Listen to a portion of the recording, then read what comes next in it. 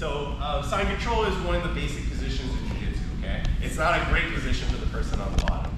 So basically, side control is a position normally that comes after guard. Guard meaning I'm keeping my feet, my knees, my hips in front of my opponent. He's able to throw my legs out of the way or somehow work this into this position where he's controlling me from the side, hence side control, okay?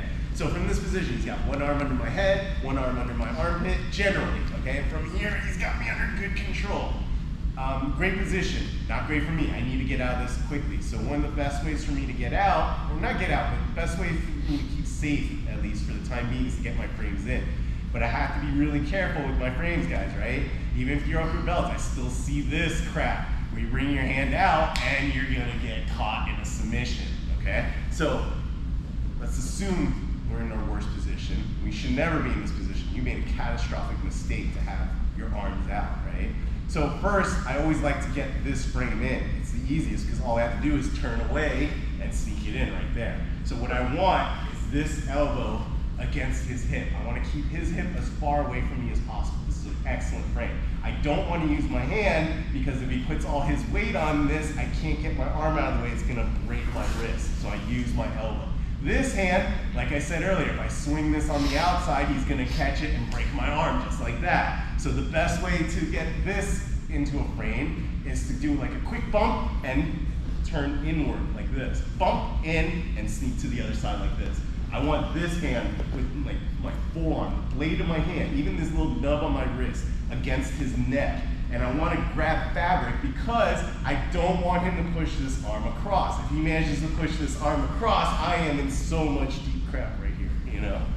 All right, so I want this grip, I want to push against, and I want to make him as uncomfortable as possible here that he's not squishy. This hand, keep his hips as far away as I can from me, okay? So standard escape, I want to put my feet down. One foot is generally good enough, one toe, right? One set of toes. And I want to hip escape out while keeping him in this position. From here, I want to get my knee between me and him as a third frame. But this is not good enough. A lot of times I see you guys get to here and think, oh, I'm just going to shoot my knee all the way through. And that is not a good position. Think of if you were in guard and you got into this position right here. Man, you're in a lot of trouble, man. Because all he has to do is just push this knee right back. So sometimes I let you guys get to that position, and I push your knee right back, and I just destroy all hope you have of escaping. And I watch you get all sad and everything. It's great as a black belt to do this, okay? But don't let me do that. Don't let a professor do that, right? So get to this position, get your knee in here. 3 frames is good, 4 frames is better. So this depends on your flexibility and your angle. If I have good angle and maybe a little bit of flexibility, I can bring my leg up here on his shoulder and use that for my 4th frame. From here, bring my knee to myself and then shoot to guard. If I'm not flexible enough to bring my leg over or I have a poor angle, then I'm gonna bring it in and try to either trap his foot or his hip. All right, from here, I get my 4 frames and walk my way to a closed guard and back. All right, so guys,